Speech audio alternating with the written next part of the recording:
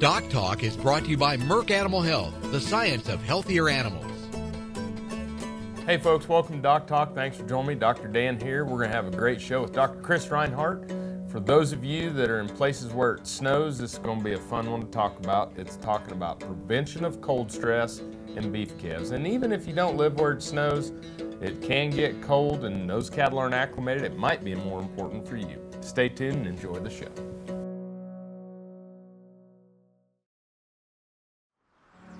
As dependable as the sunrise, in dairy parlors, open pastures, on ranches and feed yards across America, a place where reputation is more than a name, where the science of healthier animals is a way of life.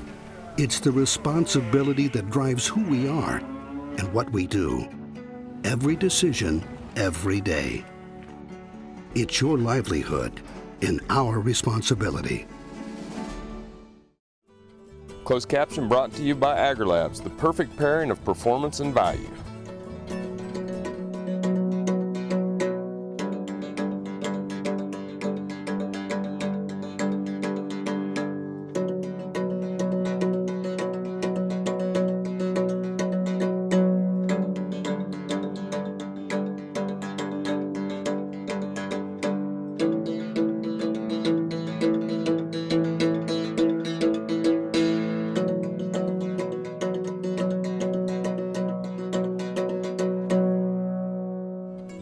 This segment brought to you by the new Hired Hand Portable Cow Sprayer. For more information, visit cowsprayer.com. Hey folks, welcome to DocTalk. With me today is Dr. Chris Reinhardt, who's a friend and a colleague over in the Department of Animal Science and Industry here at Kansas State University. I'm Dr. Dan Thompson from the Department of Diagnostic Medicine and Pathobiology here at the College of Veterinary Medicine at Kansas State University. And Chris, thanks for being on the show. It's a great day, Doc. It always is a great day, and we're thankful for y'all to watch DocTalk, and we're going to talk about cold stress in calves. And I'll take the first segment, and we're going to kind of tag team this today. I'll talk about the little ones, and then we'll get Dr. Reinhardt involved with the feeder calves and the cows and others. But you know, when we start out and that baby calf hits the ground, you know, a lot of times we calve in the time of year where we still have snow on the ground and we can get cold stress in those baby calves. And the one thing I never really knew, you know, the easy way to diagnose cold stress in a calf, I mean, granted, when you find one that's covered with ice or snow and it's shivering, you know that you're going to have a cold stress. But you can use a rectal thermometer. And if those calves are less than 100 degrees Fahrenheit, then they're in mild hypothermia. If they get into that less than 94 degrees Fahrenheit, that's kind of your cutoff with your thermometer, and some of your thermometers don't go down that low. You better get one that does. That's when you get into severe hypothermia, and that's when we've got to warm those calves up. But less than 100 is mild, less than 94 is severe. Make sure you get those calves in the someplace to warm them up. There's 3 ways to warm up baby calves. You can, you know, the cab of the pickup is probably okay when they're 100 degrees or 99, but if they start to drop in that severe, then we're talking about warming blankets, we're talking about water baths, or we're talking about heat boxes. First one, the water bath. If you're going to run water in a bath, you got to make sure you prop the calf's head up, don't let him drown, and then you want the water to be around 100 degrees Fahrenheit. The thing I don't like about water baths, if you're going to use a water bath, put a water bath out in the calving barn.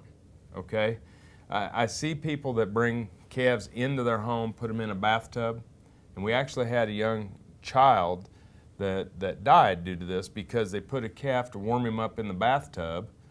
Calf had salmonella. You get salmonella in the bathtub. The young child took a bath the next night, drank some of the water, got a multi-drug resistant salmonella. So if you're going to use a water bath, do that. We use the warming blankets. You want to make sure you don't burn the calf. You don't have the blankets too hot. If you're going to use a hot box or a heat box, keep that box at 105, 108, and make sure you have ventilation, because if you don't have good ventilation and air moving through, you can get hot pockets there in those boxes. So clean out the box between calves so you don't have diarrhea or different things pass between the calves. And then once you get them warmed up, then we're going to want to make sure you get colostrum in those calves, or maybe you want to put colostrum in those calves before.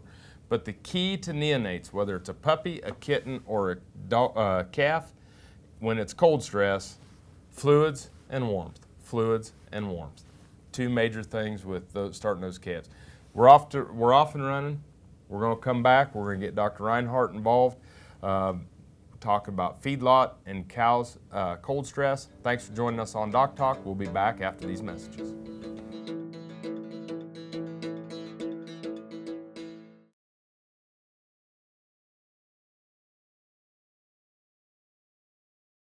This Meet the Future Veterinarian is brought to you by Zuprevo. Choose confidence. Choose Zuprevo for BRD treatment.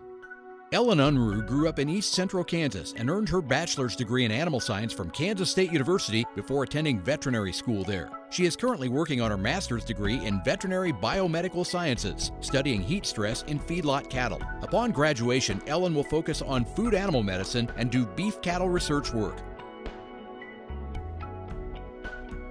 Some call it a come-from-behind victory, an unlikely win, a reversal of fortune, snatching victory from the jaws of defeat. This is our moment, our victory dance, because we choose confidence. We choose Zuprevo for BRD treatment. Ask your veterinarian to prescribe Zuprevo. Zuprevo is a fast-acting, long-lasting BRD treatment that you can count on to get the job done. Choose confidence. Choose Zuprevo from Merck Animal Health. The new Better Horses Network is worldwide.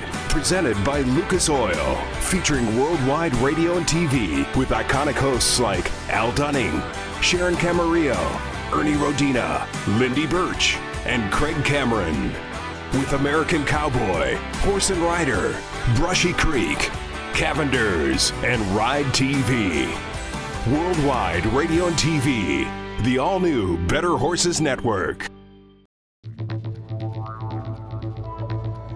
Do your cattle struggle with pink eye, BRD, or another disease? Contact Newport Laboratories for a customized solution. Our custom-made vaccines are produced using the specific diseases found in your area. These USDA licensed vaccines offer potential cost savings on vaccine and labor. Contact your veterinarian or Newport Laboratories the next time your cattle are in need of a custom solution. Newport Laboratories custom-made vaccine, because every situation is different. This segment brought to you by the new Hired Hand Portable Cow Sprayer. For more information, visit cowsprayer.com. Hey folks, welcome back to DocTalk. We're here with Dr. Chris Reinhardt, who is the Kansas Beef Cattle Extension Specialist and does a lot of work with feedlot cattle, does work with cow-calf production units, works globally. You've been England, Mexico, South Africa, Spain, and Western Kansas. That's right. We spend a lot of time going to Western Kansas. I don't travel so well overseas, but Dr. Reinhardt is the one that does a good job on that. But let's talk about cold stress and feedlot cattle, Chris. It's the perfect time to start talking, Doc. And as you mentioned on the neonates, preparation is critical. Because if you're going to cover this up after it's already a problem, we're going to dig a really deep hole. Right. And so when we get into the feedlots, we're talking about mud, cold, and water. It's easy to forget how important mud is in this problem. If we're out in western Kansas and we haven't gotten much precip, really we're into January before we're really worried about the real bitter cold coming out of the north. But if you've got wet pen conditions, it doesn't have to be all that cold to really put the hammer on feeder cattle. Yeah, and you know, you start to see some of the things where cattle can freeze some of their hair coat to the ground, and then just trying the energy it takes to get to the bunk, and so cleaning those pens and cleaning those aprons, imperative. Cattle with dry hair, they're not really even chilly until down into the 50s. You wet cattle's hair coat and they start getting cold in the 60s and even the 70s. Yeah. Well, I do.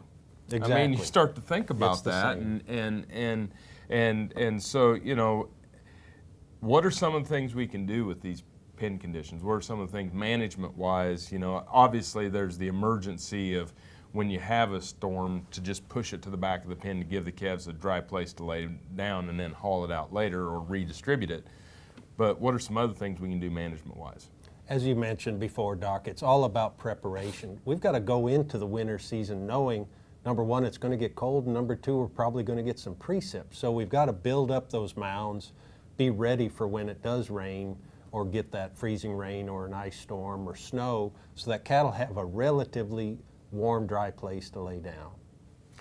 So building mounds, bedding, different things of that can be advantageous. Bedding is absolutely tremendous. One thing we forget about mounds, living in Kansas, we're known to get a little wind, and cattle will actually use the side of the mound opposite the wind as a sort of a windbreak.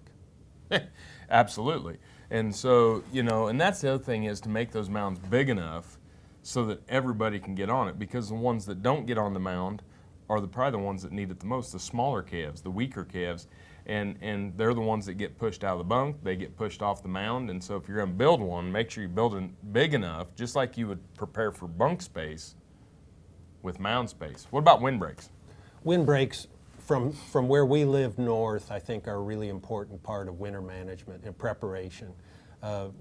One thing about windbreaks is you want to make sure there's a break in the windbreaks and allow wind to flow through them, but break up the wind to where, for the reason for that is if you've got a continuous windbreak, it's going to do nothing but be a really good snow accumulator. Cool. And so having some gaps in the windbreak, allowing the snow to move out, but really giving the cattle some protection from that cold north wind. Perfect. We're going to take a break. When we come back, more on cold stress and beef cattle with Dr. Chris Reinhardt. Thanks for watching. The BQA Tip of the Day, sponsored by Beringer Engelheim Vetmedica, Inc. Hello, Dr. Nels Lindberg here with Production Animal Consultation and Animal Medical Center out of Great Bend, Kansas. Today's BQA Tip of the Day, we're thinking about the holidays. And everybody wants some time off for the holidays, but we still have animals to feed and take care of. And so going forward with the holidays coming up, think about how you're going to manage your people and manage their time off. Number one goal is we want our people to be able to be with their families, especially if they're millennials or anybody, I would say. They really want to spend time with their family. So how do we set up our schedule so that we can take care of our cattle and take care of our people? Again, if we don't prepare for it up front, we could create some issues on the back end, whether it's with our team member or with the animals that we haven't properly scheduled people for to take care of. We must do it, we must attack it early. So think about those schedules. How can you work with your people so that they can be with their family? That's priority number one. And then number two, at the end of the day, we still have to take care of our cattle. Give those things some thoughts and keep at it. Thank you much.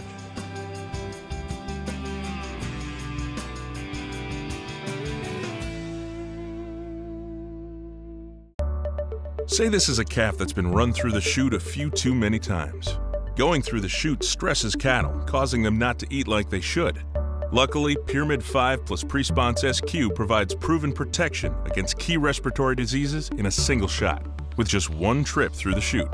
Talk to your veterinarian about Pyramid 5 plus Presponse SQ, and soon your calves will relax and eat like a whole different animal.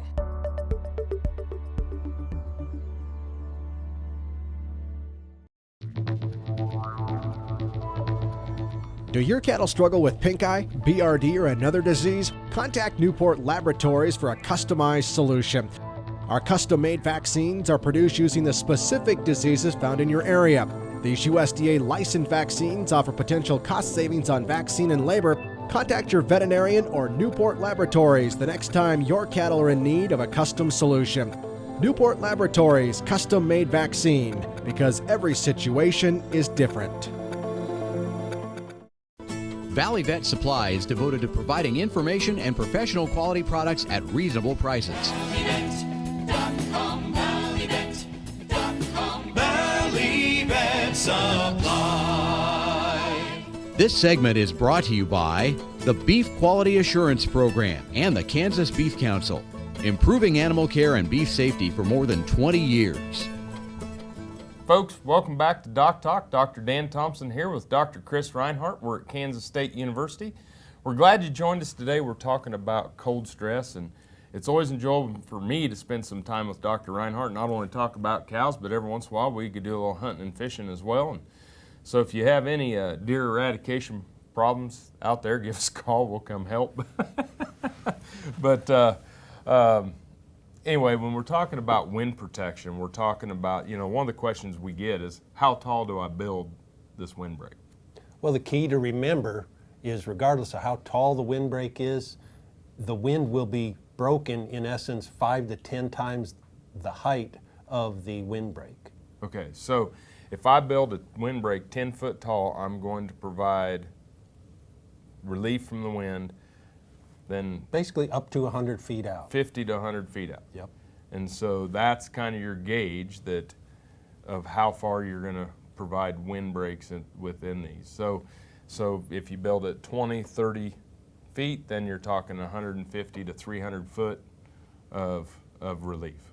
Exactly. And the other half of that is to remember, snow is going to accumulate on the leeward, the non-windward side of that protection. And so we want to prepare for that too, because in the spring that means more mud. And these types of windbreaks would be important to understand for your cows as well. If you got cows out on the range and you're going to build a windbreak that's big enough for everybody, you're going to have to get it big enough to cover the surface area, not only the width, but the depth of the breaking of the wind. So one thing we talked about in the break that was, you reminded me of, if you're someplace where it gets hot and humid, what about the windbreaks then? Windbreaks are great in the winter, December, January, particularly here in Kansas. Come July and August, they can mean real problems for feedlot cattle. Yeah, we want wind. And those mounds cattle can get up on the mound. They serve dual purpose because they can get up and catch a breeze in the summer, but the windbreaks, you got to remove them. Exactly. So if you're living in North Dakota, year-round wind protection is fine, but if you're in even south central Nebraska, on south, we've got to have removable windbreaks. Absolutely. Well, let's move on. I'm going to change gears with you here. Let's move on to talking about cows and talking about cold stress in the mature cows. So when do cows start to get cold? A cow with a really good winter hair coat who is dry, especially northern bred cattle, they're comfortable down to freezing point. Okay, and heavy wind coats probably even comfortable lower than that. Yep. And so really when we're looking at cattle in different areas of the world, if we have a cold snap in the south and they don't have a hair coat, even as you mentioned, 50, 60 degrees, those cattle can start to hit their lower critical temperature or when they're starting to get cold stressed. Exactly, and that's where a career stockman is able to read the cattle and know what your cattle are prepared for. Right, and so depending on hair coat, we can have different levels of when those animals are starting to have cold stress or start to go below their lower critical temperature. Right. All right, well, we're going to take a break. When we come back, we're going to wrap up this discussion on cold stress. We'll finish up talking about cows, how to feed the cows during cold stress. Thanks for joining us on DocTalk. I'm Dr. Dan Thompson here with Dr. Chris Reinhardt, and we'll see you after these messages.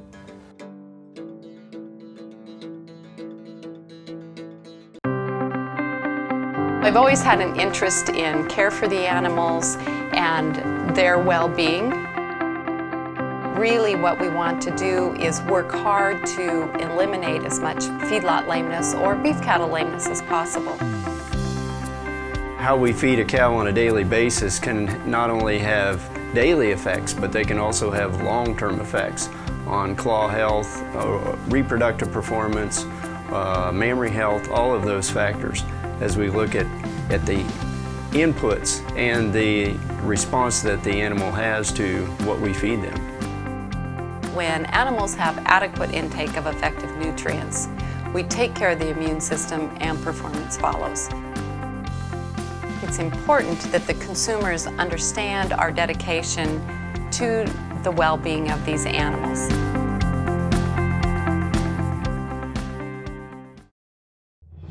No matter where, no matter why, The Veterinary Health Center at Kansas State University is committed to providing quality patient care to animals and exceptional customer service to their owners. From routine checkups to emergency and specialty care, our world-renowned specialists and experienced professionals are here to discover, to teach, and to heal. Let us know. How can I help? How can we help? Horn flies are a nuisance and a production loss, so getting rid of the problem is important. What I like about the vet gun is you don't have to go out there weekly to treat them with a topical fly applicant. It has some duration, it lasts. You see the increase in weight gain, it just works. I've used it on our 1,500 cow-calf operation, and it makes me more confident in saying, hey, this product's gonna work on your operation too.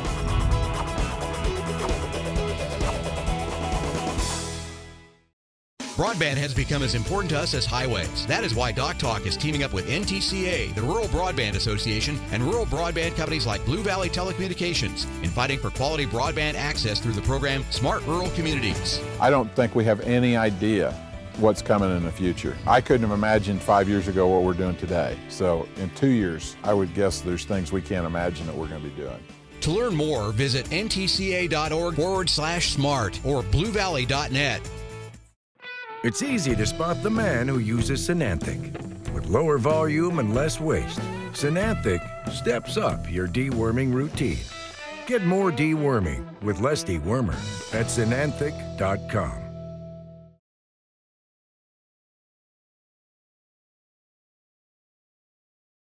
Beringer Ingelheim Vetmedica Inc. knows the importance of beef quality assurance and asks you to step up and get certified.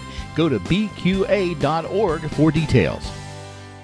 Valley Vet Supply is devoted to providing information and professional quality products at reasonable prices. ValleyVet.com, ValleyVet.com, Valley Vet Supply. This segment is brought to you by the Beef Quality Assurance Program and the Kansas Beef Council, improving animal care and beef safety for more than 20 years. Hey folks, welcome back to Doc Talk. Dr. Dan Thompson here with Dr. Chris Reinhardt. We're at Kansas State University where we work in the Department of Animal Science and Industry and at the College of Veterinary Medicine. And you know, when we look at lower critical temperature, and that's the temperature in which cows start to experience cold stress, depending on the hair coat is really where that lower critical temperature. And I had here a chart that shows summer, if they have their slick summer coat, 59 degrees Fahrenheit is the lower critical temperature. If they have a fall hair coat, then we're talking 45 degrees. And then as the hair coat gets heavier, winter hair coat, the 32 degrees Fahrenheit is the lower critical temperature. And then deep into winter, northern cattle, heavy hair coat in the winter, they can go down to 18 degrees, and that would be their lower critical temperature. So once you start to drop below that, then you start to have issues with cold stress. Exactly.